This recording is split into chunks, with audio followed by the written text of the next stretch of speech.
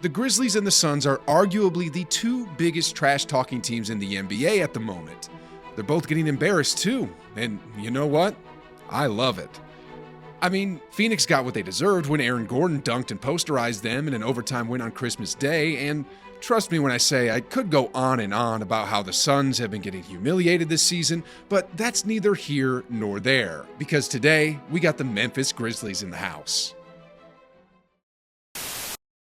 So, to begin telling this story, let's actually rewind the clocks of time back a bit to 2022, where this so-called bad blood rivalry started to pick up heat. Late in March, a depleted Warriors team without any of their big three faced off against the Grizzlies and were soundly beaten. A loss is a loss, and credit to the Grizzlies for doing what they were supposed to do, but after the game was where it all started. You see, a certain number of the Memphis squad decided to log into Twitter and write "strength in numbers," which was an insult to the Warriors' famous slogan. Then, in an interview, Dillon Brooks threw some shade at Andre Iguodala and then, without even tasting a finals or conference finals for that matter, proceeded to call them a dynasty. Keep building this dynasty and keep building this dynasty and keep building this dynasty.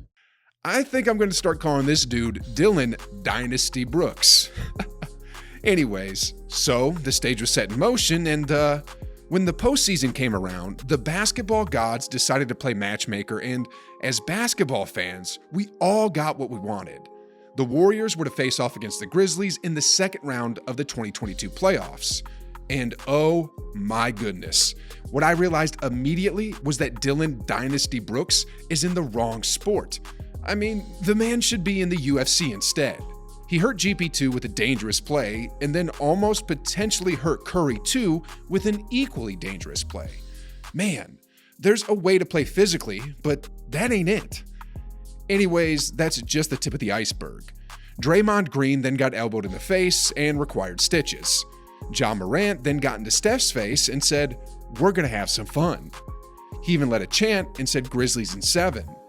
I'm still probably missing a lot more of the trash talk that came from Memphis in that series, but hilariously enough, just 2 days after that incantation ceremony, the Grizzlies were eliminated. So much for Grizzlies in 7. Ja Morant was trying to play it cool, but deep down inside, we all know he was feeling like this. Everything should have ended there. The Warriors won and the Grizzlies lost. But apparently, for some strange reason, for the young Memphis squad, in their heads, it was just beginning because Dillon Brooks said this and more in their exit interview. You know, we're young and they're getting old, so they know we're coming every single year. He was still fanning the flame after getting soundly beat in 6 games. Sheesh, guys. This man needs to see a psychiatrist or something. And here's the kicker. It doesn't end there. Draymond did an interview over the summer where he said Memphis is going to have a target on their backs. And so I think now they're going to get their reality check. Well, the Grizzlies apparently took that to heart and put that phrase in their locker room. And if you thought this all ended there, it doesn't. This is still literally just the beginning of it all. Because about a month or two before the season tipped off, Morant was getting into a little Twitter war with Draymond, and at the very end of it, he said that he wanted the Warriors for Christmas. He literally used the word wanted. What a statement. Then, to add an exclamation mark on everything, Morant said, "I gotta show you this soundbite." You know, yeah, this time you're not saying, I would have cooked I would have cooked them too. You would have cooked Michael Jordan? Sheesh, guys. They say that youth knows no fear, but this is crossing the line if you ask me. Anyways, the fateful day finally came, and little did Morant know that he and his team would be getting absolutely humiliated again by the Warriors, but this time on Christmas Day. So here's what went down. First off, the Warriors were shorthanded. I mean, they were without Steph Curry and without Andrew Wiggins. They were missing their 2 best players, and the Grizzlies, on the other hand, well, they were at full strength. And according to Jared Jackson Jr., this is the definition of strength in numbers. At this point, the stage was set, the tension was there, and by all accounts, this was supposed to be a blowout dominant win by Memphis. But instead, this happened. Here's Poole being guarded by Dillon Dynasty Brooks. He does a jab and fakes going right, then steps back to his left and launches from 25 feet for a tray. Here's another look at Poole being guarded again by Dillon Dynasty Brooks. JP3 quickly dashes to the right and completely loses Mr. Dynasty, who's like a full 6 feet away when Poole was already in the air, releasing his shot.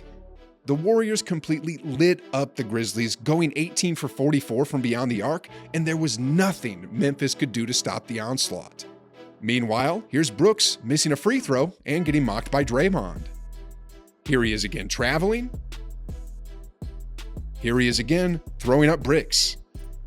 And I think his highlight of the night must have been hitting the deck and getting absolutely roasted by Clay. Oh, now you can't talk dynasty when you haven't won before. Anyways, his partner in crime, Ja Morant, wasn't much better either. I mean, this dude is the king of almost. In his career, up to date, this dude must have missed so many highlight dunks. I'm not quite sure how he does it, but he always finds a way to mess up these highlight reels. And I think the new nickname for him should be Ja Almost Morant. Anyway, he lived up to this name on Christmas as he almost dunked on Jeremy Lamb. Here comes Morant. Open floor, goes up and missed the jam. Man, he really needs to call up Aaron Gordon for some dunking highlight advice for Pete's sake. Then next off, his second highlight of the night was probably this. Ja Morant got by his initial defender, but when he tried laying it in, Draymond came into the picture, blocked the shot, and then let out a primal roar in Morant's face as he hit the deck. Sheesh, guys. I'm sure he's going to remember that sequence for a very long time. But as per Ja Morant and his tweet in the offseason, this is what he wanted. Oh my goodness. Talk about trash talking going wrong. This is Ja's Draymond special. Moving on here, let's now take a look at the box score because you're gonna laugh. So after all that talking done by the Memphis Grizzlies, after having that chalkboard stuff in their locker room, after all that talk about wanting the Warriors on Christmas, Mr. Strength in Numbers commits 5 personal fouls and is a -3 in the plus-minus department. Desmond Bane goes 0 for 7 from three-point range. Dillon Dynasty Brooks goes 4 for 12 from the field, 1 for 6 from three-point range, and commits both 5 turnovers and personal fouls for a measly 13 points. Ty Jerome of the Warriors, a player on a 2-way contract, had an efficient 14-point game and played better than Brooks for crying out loud. Ladies and gentlemen, this is why you don't go around prematurely talking about dynasties. Klay Thompson alluded to this as well after the game. Man, they was talking about dynasty and all that. You can't talk dynasty when you haven't won before. Anyways, Ja Almost Morant, on the other hand, shot 2 for 10 from three-point range and committed 6 turnovers and was a -7 in the plus-minus department.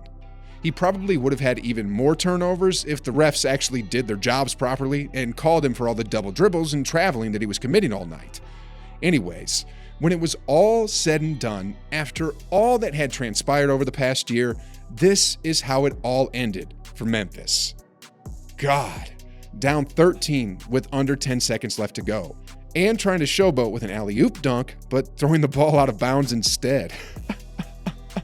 This must be one of the most embarrassing ways to finish a game on Christmas that you quote-unquote wanted.